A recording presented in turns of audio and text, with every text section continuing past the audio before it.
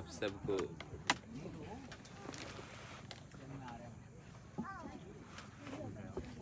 ओम, आप सबको पुनः पुनः प्रणाम।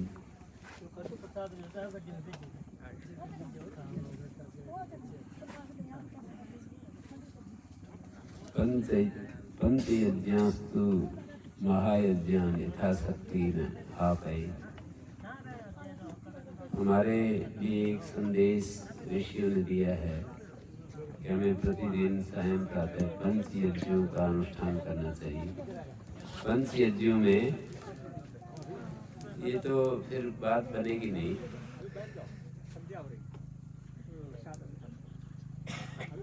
एक रिचुअल होता है, एक कर्म होता है। तो रिचुअल को भाव के साथ जब हम करते हैं तो वो सत्कर्म हो जाता है। तो यदि आप भाव के साथ संध्या करेंगे तो लाभ होगा।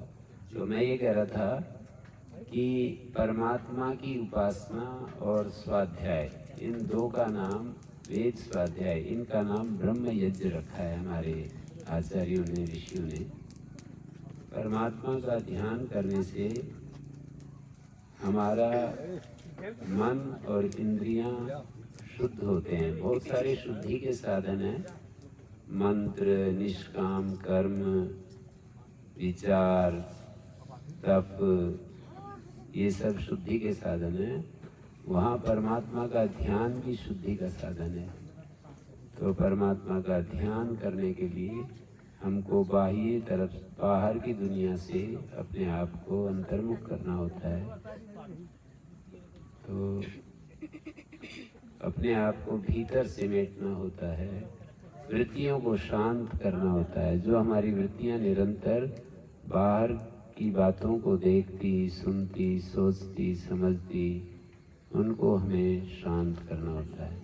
तो ब्रह्म यज्ञ, वेद स्वाध्याय, जैसे आप लोग वेद मंत्रों का पाठ कर रहे थे, उनके द्वारा आहुति दे रहे थे, वो भी ब्रह्म यज्ञ है। और ये जो हम उपासना करते हैं, भगवान का ध्यान करते हैं, वो भी उसी का एक भाग है। दो ब्रह्म यज्ञ शब्द से दो चीजों का ग्रहण होता है, एक वेद स्वाध्याय और दूसरा उपासना। देव यज्ञ, ये जो अग्नि आदि देवताओं को हम हव्य द्रव्य डालते हैं, उसका नाम देव यज्ञ है। वृक्ष लगाना भी देव यज्ञ का एक हिस्सा है। और ये इसी तरह से अतिथि यज्ञ, जो सम्मानित लोग हमारे बीच में आते हैं, उनका पूजा सत्कार करना।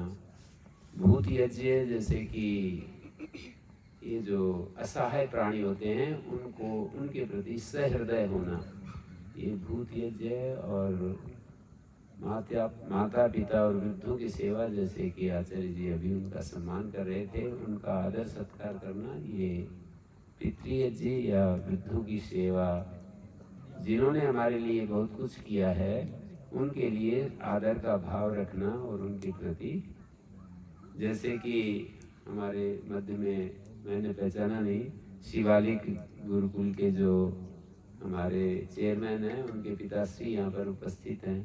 तो वो अपने पिता को इतना महत्व देते हैं, इतना उनको सम्मान देते हैं। तो ऐसे जो हमसे बड़े लोग होते हैं, उनके प्रति आदर भाव रखना, अपने समर्थ होते हुए भी फिर भी उनको आदर देना, क्योंकि कभी हम असहाय अवस्था में थे, उन्हीं की कृपा से हम बड़े, उनकी कृपा से ही हमारे को दुनिया में रहना आया, बोलना आया, चलना आया, हम कुछ करने के काबिल हुए। तो उनको हमेशा अपने भूतकाल को याद करके माता पिता वृद्धों की सेवा करना। तो इन 5 यज्ञों में ये ब्रह्म यज्ञ, ईश्वर उपासना, भगवान को याद करना, केवल मंत्र पाठ नहीं, मंत्रों के संदेश को अपने भीतर श्रद्धा पूर्वक अनुभव करना। और फिर उसका ही अगला स्टेप है एकाकार होना।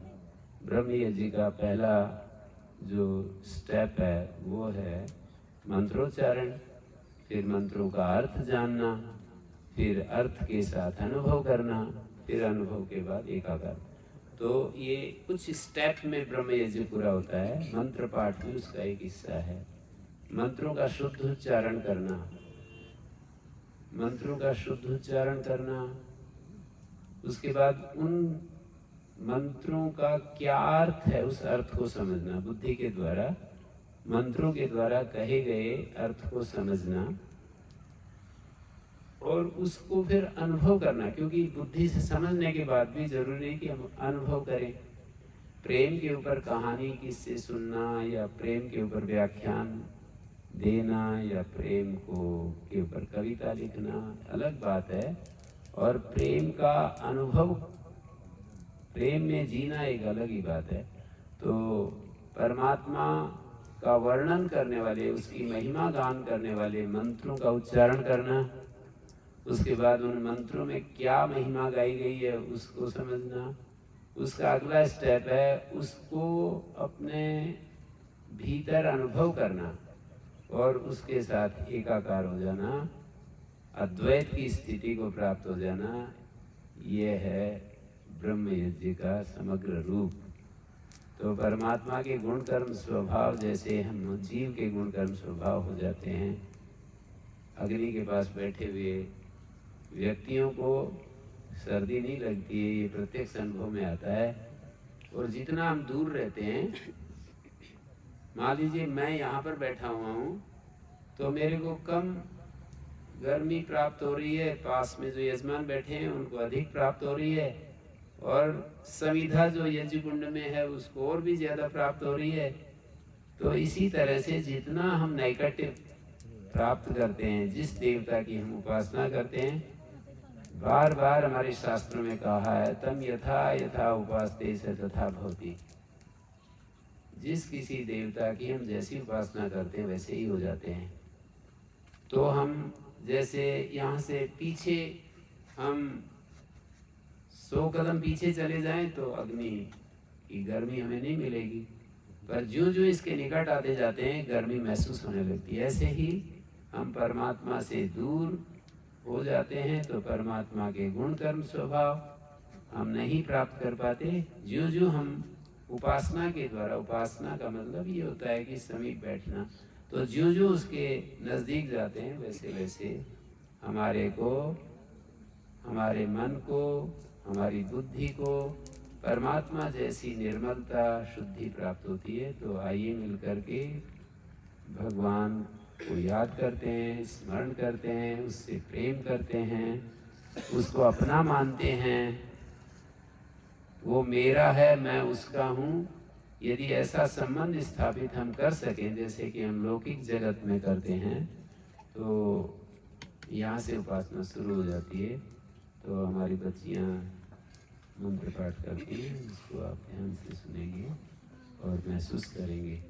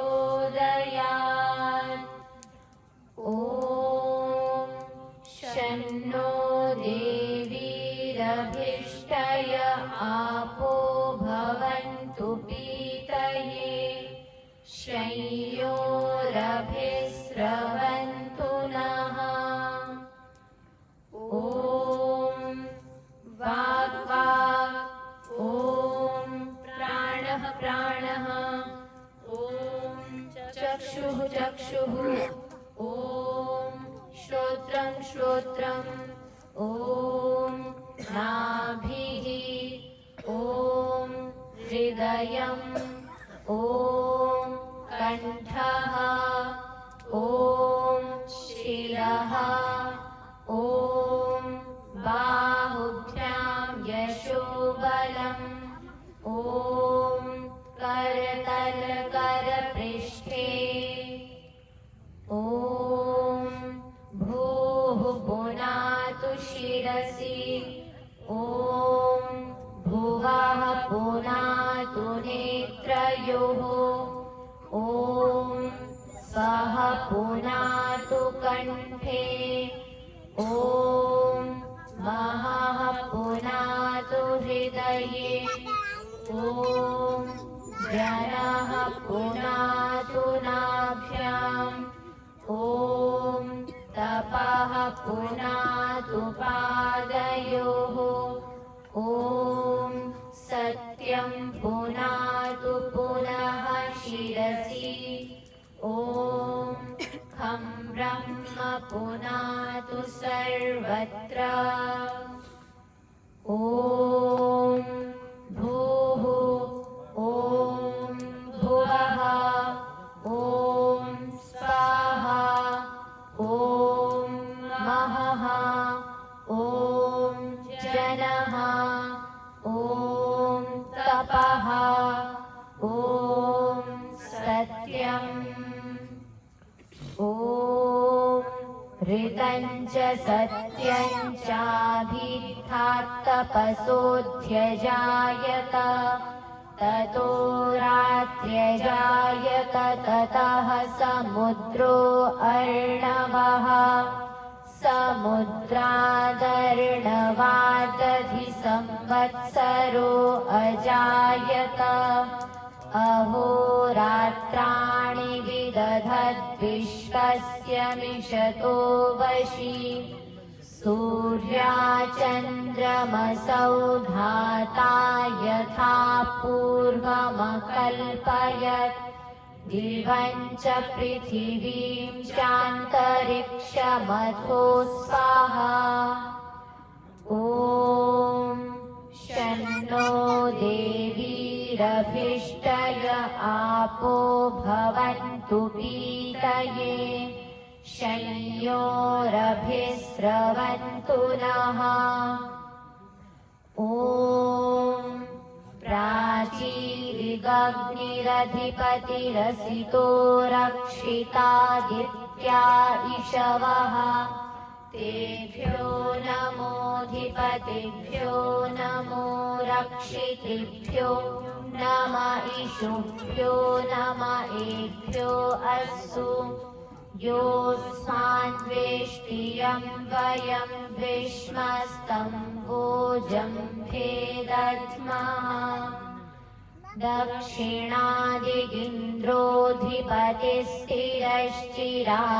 दक्षिणादिगिन्द्रोऽधिपतिस्थिरश्चिराजीरक्षिता पितर इषवः तेभ्यो नमोऽधिपतिभ्यो नमो रक्षितृभ्यो नम इषुभ्यो नम एभ्यो अस्तु योऽस्माद्वेष्टियं वयं विश्मस्तं भोजम्भे दद्मः प्रतीचीदिग्वरुणोऽधिपतिः बृदाकूरक्षितान्नमिषवः तेभ्यो नमोऽधिपतिभ्यो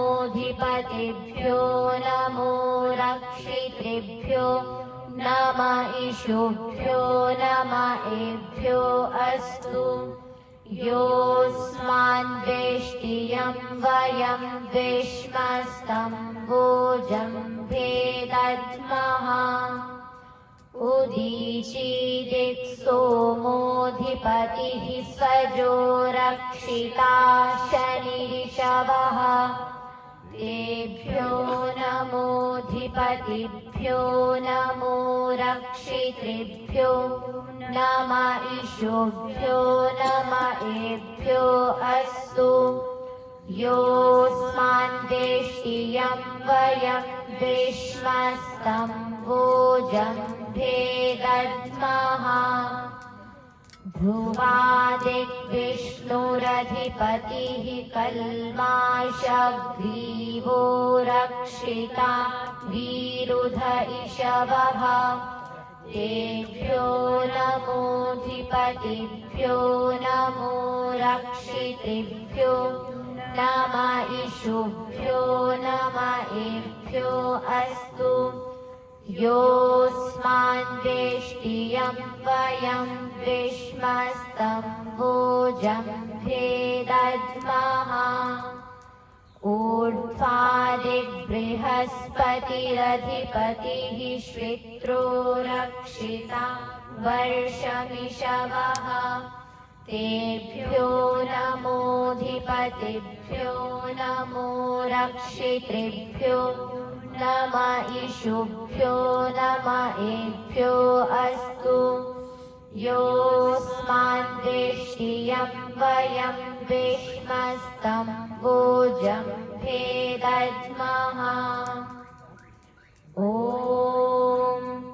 उद्वयं तमसस्परिस्वः पश्यन्त उत्तरम् देवं देवत्रा सूर्यमगन्मज्योतिरुत्तमम् उदुत्यं जातवेदसं देवं वहन्ति केतवः दृशे विश्वाय सूर्यम् चित्रं देवानामुदगादनीकं चक्षुर्मित्रस्य वरुणस्याग्निः आप्राद्या वा पृथिवी अन्तरिक्षं सूर्य आत्मा जगतस्तस्थुषश्च स्वाहा तच्चक्षुर्देवहितं पुरस्तात् शुक्रमुच्चरत् पश्येम शरदः शतं जीवेम शरदः शतं शृणुयाम शरदः शतं प्रब्रवाम शरदः शतमदीनाः स्याम शरदः शतं भूयश्च शरदः शतात् ॐ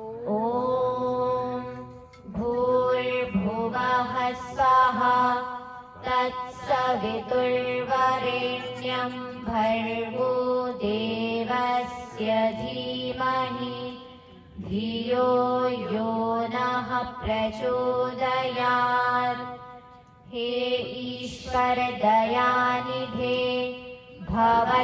भवत्कृपयानेन जपोपासनादिकर्मणा धर्मार्थकाममोक्षाणां सद्यः सिद्धिर्भवेन्नः ॐ नमः शम्भवाय च मयोद्भवाय च नमः शङ्कराय च मयस्कराय च नमः शिवाय च शिवतराय च